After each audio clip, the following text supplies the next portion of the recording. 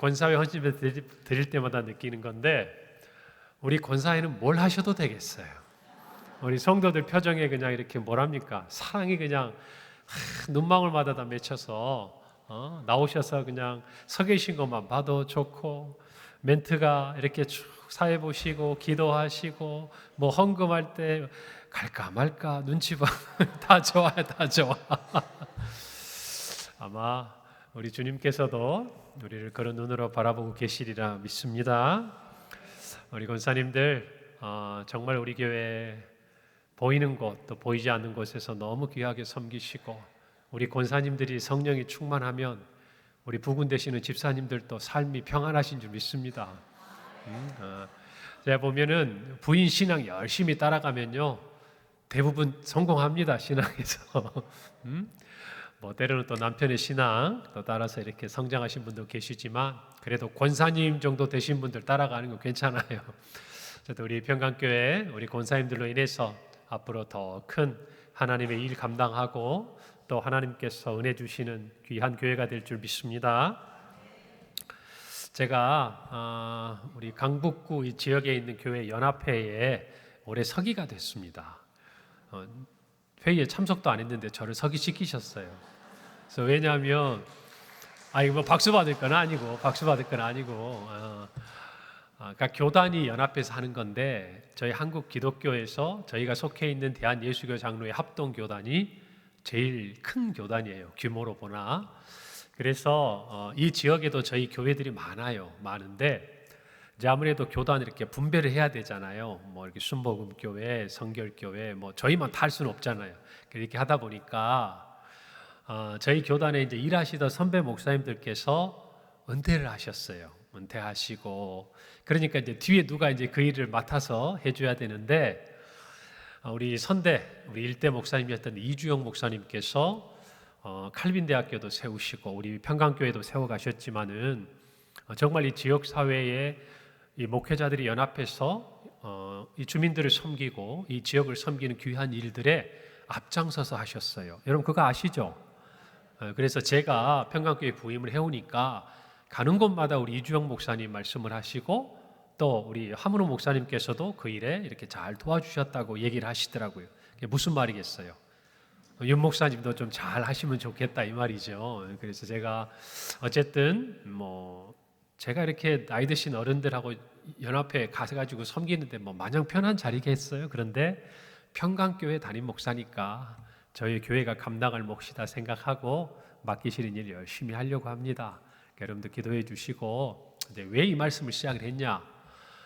그 회의를 갔어요. 부활절 이제 연합 예배를 앞에 두고. 그래서 저희들이 이제 부활절 아침에 아마 작년처럼 한신대학교 채플홀에서 저희가 연합 예배를 이제 드릴 것 같아요. 그러니까 우리 성도님들도 그날 오셔서 함께 예배하시면 좋겠어요. 이제 그런데 이제 그 준비를 하는데 작년에 은퇴하신 한 목사님께서 저희 일대 이주영 목사님하고 그 목사님의 아버님하고 호영호제 하셨대요. 얘기를 계산을 해보니까 우리 이주영 목사님이 동생이시고 그 은퇴하신 목사님의 아버님이 목사님께서 이제 형님 이 관계가 있으셔가지고 하셨는데, 아버님한테 들은 얘기라고 저한테 얘기를 해주신 게 있어요. 하나 뭐냐면 그 아버님께서 이제 이주영 목사님하고 같이 이렇게 이 지역사회 섬기는 여러 일들을 하시는데 어디를 같이 가셨대요. 가서 만나서 이주영 목사님께 내가 대만에다 이렇게 신학교도 세우고 사역을 하는데 우리 이주영 목사도 좀 같이 하지라고 얘기를 했나 봐요.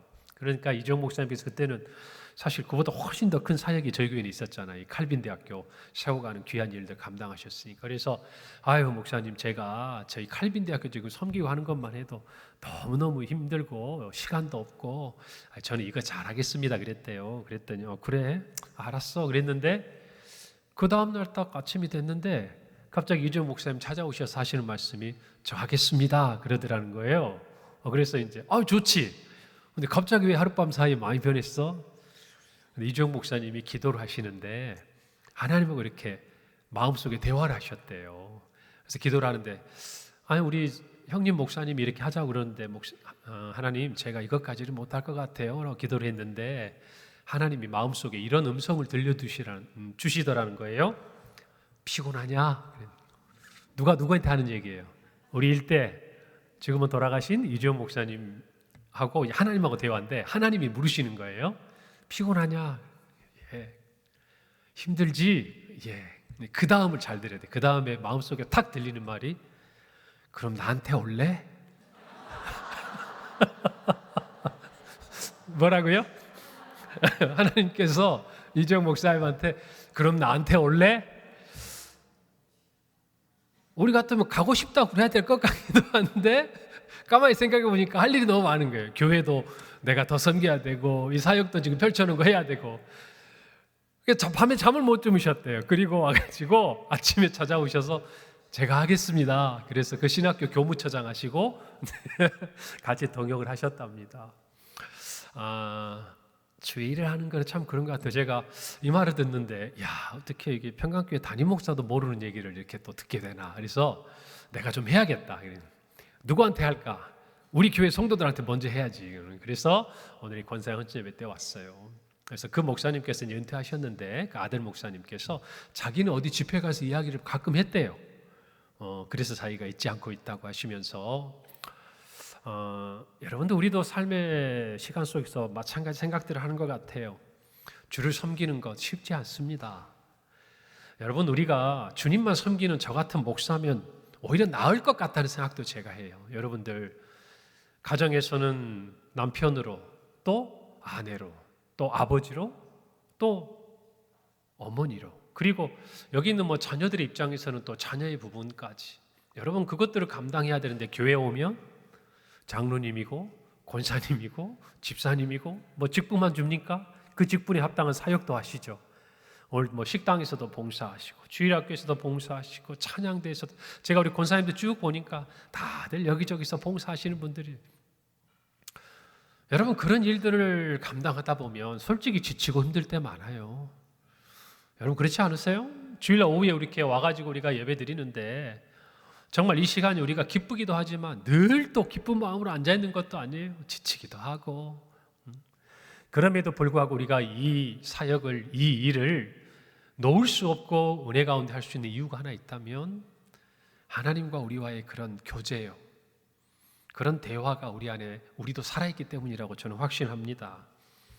여러분 사역을 하려면요 일을 하는 것도 마찬가지예요. 여러분 세상에서도 성공을 하려면 자기가 할 수 있는 만큼 해서는 성공하기 어려워요. 솔직히 안 그렇습니까? 여기 직장에 다니는 우리 권사님들도 계시고 남자분들 다 계시죠. 은퇴하신 분들도 계시고 직장에 계신 분도 계시지만 여러분 사회에서 우리가 녹록하지 않다라는 것은 적어도 거기에서 내가 할 수 있는 대로 해서 성공할 것 같으면 다 성공해요. 그런데 많은 부분을 보면 자신이 할 수 없을 만큼 자기도 인정할 만한 그 어떤 노력과 수고와 섬김과 땀을 흘려야 세상도 인정해 주는 거예요. 아닙니까? 그 과정들을 지나가면서 우리는 뭔가를 이루어가는 것이죠. 하물며 하나님의 나라 일을 함에 있어서 여러분 우리가 할 수 있는 선에서 감당해서 하나님의 나라가 이루어지고 하나님의 역사가 이루어질 것 같으면 여러분 뭔가 좀 마음에 이렇게 차지 않잖아요. 우리가 정말 힘을 다하고 노력을 다해도 잘 안 되는 것 그 위에 하나님이 더해서 하나님의 은혜와 능력과 손을 얹어주셔서 이루어지는 것들이 바로 하나님의 나라의 일들 아니에요? 여러분 제가 오전에 설교 중에 순교자들도 이야기를 했습니다만 여러분 우리 의지로 순교할 수 있습니까? 여러분 우리 솔직하게 생각해 보죠. 내가 순교해야겠다 라고 순교할 수 있는 사람 몇 명이나 되냐 그 말이에요. 전에도 말씀드렸지만 우리 주기철 목사님도 마지막 순간까지 우셨어요. 가족 앞에서 살고 싶다고. 그런데도 일제치하에서 끝내 신앙을 지키고 여러분 그렇게 걸어갈 수 있는 길 자기 힘만으로 갑니까? 자기의 능력과 자기의 모든 것을 뛰어넘는 어떤 의미에서 육체의 모든 한계를 뛰어넘는 그 길을 지나가고 그 위에 하나님의 은혜가 성령의 능력이 도우심이 함께해야 우리의 삶의 어떤 자리이든지 예수님을 시인할 수 있는 게 저와 여러분의 삶이에요. 할렐루야. 여러분 그것을 우리가 잊어버리면 안 된다는 것이죠. 오늘 우리는 바울을 통해서 그 한 모습을 보기를 원해요. 여러분 빌립보서는 옥중서신이라고 우리는 잘 알고 있습니다. 감옥에 갇혀서 그가 교회들에게 편지를 쓴 곳이에요. 그리고 빌립보 교회, 또 에베소 교회, 골로새 교회, 또 빌레몬서까지 다 편지를 보냅니다. 여러분, 그런데 오늘 본문에 보니까요, 바울은 그 안에서 가지고 있는 간절한 기대와 소망이 있었다고 이야기해요. 어디에서 가지고 있는? 감옥에서 가지고 있는, 지금 그 재판의 판결을 기다리고 있는 그가 간절한 기대와 소망이 있다는 겁니다. 그게 바로 20절 말씀인데, 오늘 그 말씀 우리가 한번 마음에 새기면서 바울이 정말 그가 그토록 간절한 기대와 소망으로 간직했던 게 무엇인지 한번 우리 한 목소리로 20절 말씀을 읽어봅시다. 시작. 나의 간절한 기대와 소망을 따라 아무 일에든지 부끄러워하지 아니하고 지금도 전과 같이 온전히 담대하여 살든지 죽든지 내 몸에서 그리스도가 존귀하게 되게 하려 하나니. 여러분, 우리가 바울을 본받아서 우리 또한 가져야 될 간절한 기대와 소망이 있다면 그 첫 번째는요, 그리스도께서 우리 안에서 존귀하게 되시는 거예요. 할렐루야. 이것을 저와 여러분이 마음속에 간직하기를 바랍니다. 여러분, 어떤 면에서 바울의 관심사는 뭘까요? 내가 이 감옥에서 나갈 수 있을까? 내가 이 감옥에서 어떤 판결을 받게 될까? 여러분, 지금 우리나라도 모든 사람들이 헌법재판소를 바라보고 있고 그 어떤 판결에 따라서 여러분, 그 다음에 일어난 일들은 그 결과가 어떻게 나오느냐에 따라 너무너무 다른 일들이 지금 우리 앞에 기다리고 있는 거 아니겠어요? 우리는 그 결과를 지금 모르고 기다리잖아요. 여러분, 하물며 내가 이 감옥에 갇혀서, 그것도 이 로마에 와가지고 감옥에 갇혀 있는 그가 지금 그 판사의 판결에 따라서, 재판관의 판결에 따라서 살 수도 있고 죽을 수도 있는 자리예요. 여러분, 그때 여러분의 간절한 기대와 소망이 있다면 뭐겠어요? 좀 어렵습니까? 쉽게 말씀드려 볼게요. 여러분들이 큰 병을 앓게 됐어요. 의사를 통해서 수술을 받아야 돼요. 그리고 나서 그 의사의 입에서 그 수술에 대한 결과를 들어야 돼요. 여러분의 간절한 기대와 소망이 뭐예요? 뭐예요? 그럼요, 수술이 잘 되셨습니다. 걱정 안 해도 됩니다. 이제 시간이 지나고 치료받으시면 깨끗하게 낫습니다. 이 말이 우리 성도들에게 있기를 바랍니다. 여러분, 그것이 그 당시에 환자가 가지고 있는 간절한 기대와 소망 아니겠어요? 그렇다면 바울은 당신은 무죄, 나가서 당신 하는 일 하세요. 여러분, 이게 최고 아닙니까? 그런데 그가 이렇게 말하는 거죠. 내 간절한 기대와 소망을 따라 그가 정말 원했던 것 한 가지, 내가 여기서 설령 그 판결의 결과에 따라서 죽을 수도 있고 살 수도 있지만 그것이 나에겐 중요한 게 아니라는 거예요. 내가 정말 중요한 것은 내 몸에서 그리스도가 존귀하게 되려고 한다. 무슨 의미일까요? 내가 죽으면 숨겨요, 살면 다시 주의 복음을 증거할 수 있다라는 뜻 아니겠습니까? 여러분, 사도 바울은요, 분명한 표대가 있었어요. 그는 어떤 결과가 나오든지 간에 정말 처음 부름받았을 때처럼 그가 복음을 전하다 억울하게 누명을 쓰고 죽어도 영광이요, 살아도 이제는 또다시 내가 복음을 증거할 수 있는 그 자리에 나아가게 되니 그 또한 영광이라는, 그러니 사는 것, 죽는 것을 뛰어넘는 한 가지 그의 마음속의 기대와 소망은 무엇이냐? 내 안에서, 내 몸에서 그리스도가 존귀하게 되는 거예요. 여러분, 이것이 사도 바울의 기대요 소망이었다는 것입니다. 여러분은 어떻습니까? 여러분의 살아가는 삶의 자리에서 여러분은 무엇이 간절하고 또 여러분 안에서 기대되는 부분들입니까? 우리는 물론 살아가면서 여러 가지 기대가 있습니다. 저도 있어요.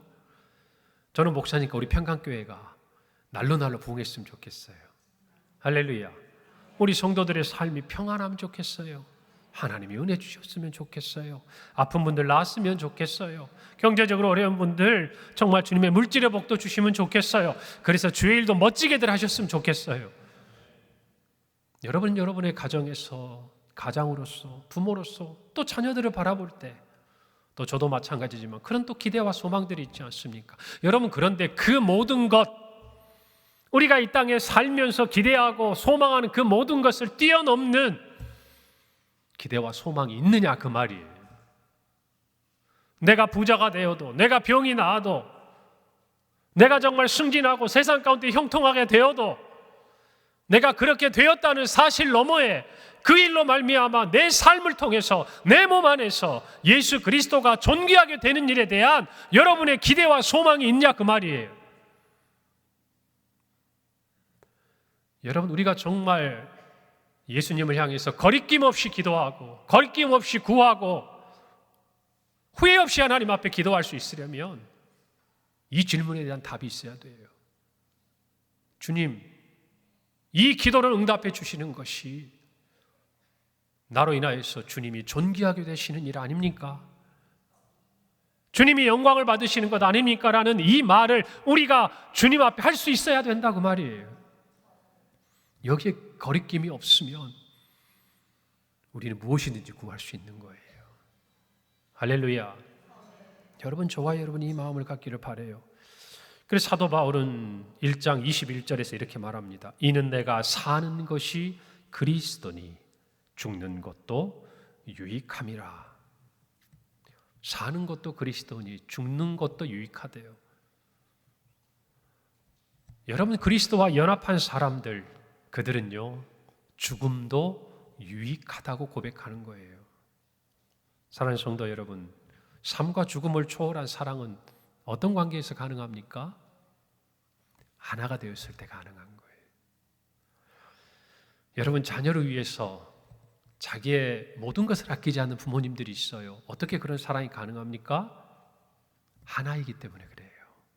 하나이기 때문에. 이 마음이 없으면 비록 육체로서는, 혈육으로는 부모라고 하고 자녀라고 해도 그런 사랑 줄 수 없어요.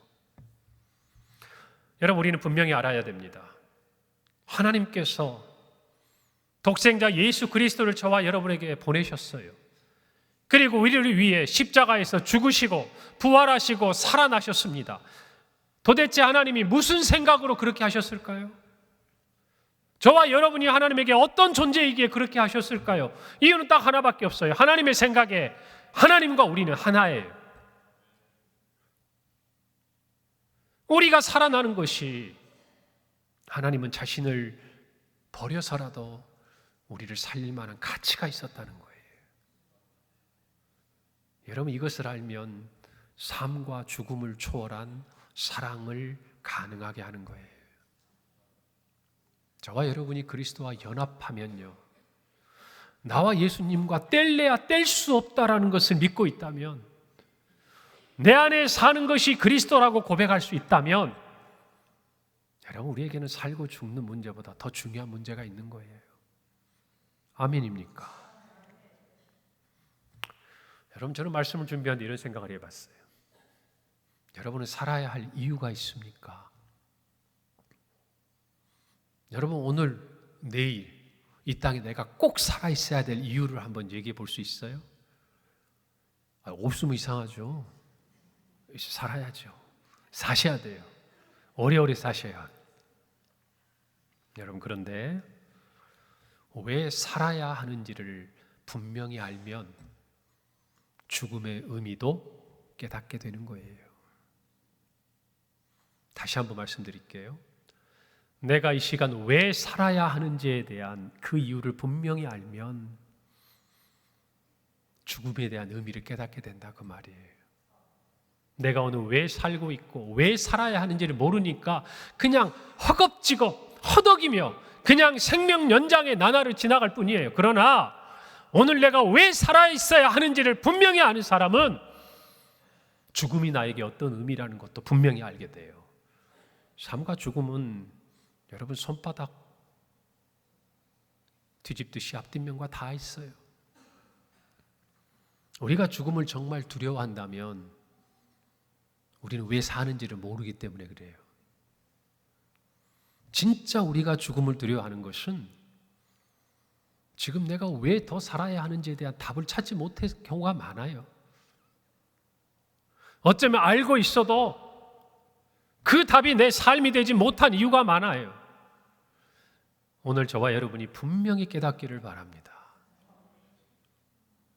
여러분, 바울을 본받아 우리의 간절한 기대와 소망이 내 삶의 자리가 어떠하든지 그 자리에서 그리스도가 존귀하게 되도록 하는 그 일에 우리의 소망을 두기 바랍니다. 기대를 두기 바랍니다. 오늘 이 말씀을 들으면서 오전의 말씀을 떠올려 보세요. 우리의 고난의 자리에도 영광의 자리에서도 우리가 예수님을 시인하는 것이 어쩌면 그와 같은 말, 같은 의미가 아니겠습니까? 그리스도를 존귀하게 하는, 내 삶의 어떤 자리든지 살든지 죽든지, 여러분, 이런 인생을 살아본 사람은 세상이 조금은 달라 보이지 않겠어요? 우리 이주영 목사님도 아시잖아요. 사망 선고 받았습니다. 당신 더 못 살아. 그런데 하나님 앞에 엎드려 기도하고 하나님이 살려주셨어요. 그러니까 어떻게 사십니까? 내 삶보다, 내가 힘든 것보다, 내가 어려운 것보다 하나님이 원하시는 대로 살려고 애쓰셨잖아요. 여기 증인들 아니세요, 다? 오늘 저와 여러분도 마찬가지. 신앙의 삶이라는 것은 생사의 그 고개를 넘어선 사람들이에요. 우리의 찬양의 고백처럼 또 말씀처럼 이미 우리의 죄와 허물로 죽었던 저와 여러분이 예수 그리스도 안에서 다시 산 소망을 가진 거예요. 할렐루야. 그래서 우리는 살고 죽는 문제보다 더 중요한 게 있어요. 왜? 이미 죽었다 살았으니까. 할렐루야. 이걸 분명히 아셔야 돼요. 예전에 말씀드린 대로 댄 바우어 선교사, 그가 이란에 선교를 하러 갔다가 경찰에게 잡혔어요. 비밀 경찰에게 잡혀서 그 감옥에 갇혔습니다. 여러분, 상상이 됩니까? 그곳에서 고문하고 회유하고, 그때 그 선교사님이 직접 간증하신 얘기를 제가 들었는데 이 한마디를 잊을 수가 없어요. 뭐라고 말씀하셨냐? 한 번 죽은 사람은 다시 죽일 수 없다는 거예요. 비록 내 육체의 영혼은, 내 육체의 생명은 그 이란의 경찰들이 감옥에서 나를 해할 수 있을지 모르지만 한 번 죽은 사람은 다시 죽일 수 없다는 거예요. 저와 여러분이 삶과 죽음에 대해서 이와 같은 분명한 신앙의 고백을 가지면, 아니, 가져야 해요. 왜요? 우리는 예수 그리스도로 말미암아 다시 살아났기 때문에, 그의 죽으심과 연합하고 그의 부활하심과 합하여 우리는 다시 살아났어요. 할렐루야. 죄와 사망의 권세를 이기고 생명과 성령의 법으로 나아갔어요. 할렐루야. 그리고 저와 여러분이 약속하신 영생을 간직한 사람들이, 그것을 우리는 사람들 앞에서 시인해야 돼요. 나타내야 돼요. 세상 사람들 두려워하는 것, 세상 사람들 벌벌 떠는 것, 세상 사람들 목매달고 있는 것, 세상 사람들 그토록 간절히 기대하고 소망하는 것, 그것을 뛰어넘는 가치가 우리에게는 있어요. 왜? 우린 죽었다 살아났으니까. 여러분, 이것을 저와 여러분이 분명히 고백할 수 있기를 바랍니다. 주님이 존귀하시도록 저와 여러분이 쓰임 받는다면 그것은 우리가 존귀하게 되는 길인 줄 믿습니다. 아무리 부족해도 연약해도 힘들어도 어려워도 하나님께서 여기가 네 자리야, 그 자리가 우리가 존귀하게 되는 자리예요. 할렐루야. 그걸 아셔야 돼요. 내 마음에는 안 들어도 내가 너를 여기에 두었어. 그 자리에서 주님을 어떻게 존귀하게 되게 하실까 힘쓰고 애쓰는 것이 저와 여러분의 할 본분이라는 것이, 오늘 그 믿음을 분명히 깨닫기를 바랍니다. 우리 사랑하는 권사님들, 오래오래 사십시오. 분명히 살아야 돼요. 죽음을 두려워하지 않으면 생명의 날이 길 줄 몰라요. 그렇게 하시리라 믿습니다. 두 번째예요. 우리의 간절한 기대와 소망은요, 하나님 나라의 유익한 일꾼이 되는 겁니다. 어떤 일꾼이 되는 거라고요? 유익한 일꾼. 오늘 23절, 24절에 보니까 이런 말씀이 있어요. 내가 그 둘 사이에 끼었으니 차라리 세상을 떠나서 그리스도와 함께 있는 것이 훨씬 더 좋은 일이라. 그렇게 하고 싶으나 내가 육신으로 있는 것이 너희를 위하여 더 유익하리라. 여러분, 그는 죽는 것도 유익하다고 이야기했습니다. 그리고 더 나아가서 오늘 23절에 보니까 삶과 죽음의 이 둘 사이에 끼었는데, 바울의 마음의 고백은 차라리 내가 세상을 떠나서 그리스도와 함께 있는 것이 훨씬 자기에게 더 좋은 일이래요. 세상은 풀밭에서 굴러도 이생이 낫다고 그러는데 바울은 아니에요. 그러나 그는 또 한마디를 덧붙입니다. 그렇게 하고 싶으나 내가 육신으로 있는 것이 너희를 위하여 더 유익하리라. 죽는 것도 유익한 사람이 살아야 할 이유를 찾은 거죠. 더 유익한 걸 찾은 거예요.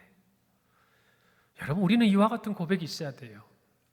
오늘 이 시간 우리가 주님을 만나고 주님께서 정말 오늘 이 시간이라도 이 땅에 재림하셔서 우리에게 약속하신 그 재림의 날이 오기를 정말 우리는 바랍니다. 할렐루야. 그런데 그보다 유익한 일이 있어서 살아야 한다면 하루하루 선물 같은 삶을 사는 거예요. 이걸 잊어버리시면 안 돼요. 여러분, 좀 솔직해져야 된다고요. 믿음의 고백으로 이렇게 말은 하지만 우리의 삶은 그게 아닐 수도 있는 것, 여러분 다시 한번 점검해 봐야 돼요. 근데 그거 아십니까? 그렇게 말하는 것과 그렇게 사는 거는요, 표가 나요. 제가 보니까 표가 나더라고요. 어느 순간에 표가 나요. 바울은 결정적인 순간에 표가 나잖아요. 삶과 죽음의 갈림길에서 증거하잖아요. 오늘 저와 여러분도 마찬가지예요. 그 어떤 순간에, 그 결정적인 순간에 표가 난다고요. 하나님 앞에 감출 수가 없어요. 오늘 저와 여러분이 그와 같은 분명한 고백을 갖기를 바랍니다. 바울이 살아야 될 한 가지가 이유가 있다면요, 다른 게 아니었어요. 바로 너희를 위해서였어요. 나를 위해서가 아니에요. 누구를 위해서? 너희를 위해서. 바울이 더 살아야 할 이유가 있다면 그것은 바로 주님께서 맡기신 빌립보와 각지에 흩어진 성도들을 위한 거예요. 여러분, 그래서 바울은 고린도 교회에도 편지하면서 이렇게 말합니다. 10장 33절, 나와 같이 모든 일에 모든 사람을 기쁘게 하여 자신의 유익을 구하지 아니하고 많은 사람의 유익을 구하여 그들로 구원을 받게 하라. 여러분, 이것이 성경이에요. 주님의 뜻이에요. 예수님께서 우리를 위하여 섬기러 오셨고 우리를 위하여 대속물로 자신을 주려 오셨어요. 우리에게도 마찬가지예요. 이 세상에 살아야 할 이유가 오직 나 때문이라고 하면 참으로 불쌍한 사람이에요. 적어도 성도라고 한다면 이 땅에 살아야 할 이유가 내가 아닌 다른 곳에 찾아야 돼요. 가지고 있어야 돼요. 여러분, 그러나 세상은 다르죠. 네가 최고야. 네가 행복해야 돼. 너가 잘 나가야 돼. 오늘날 세상은 끊임없이 이야기합니다. 우리 아이들에게는 더 심해요. 우리는 그래도 대가족에서 그런 과정 가운데서 자랐어요. 우리 아이들은 보지도 경험하지도 못한 세상이 많아요. 내가 잘 돼야 돼. 여러분, 오늘날 세계도 보십시오.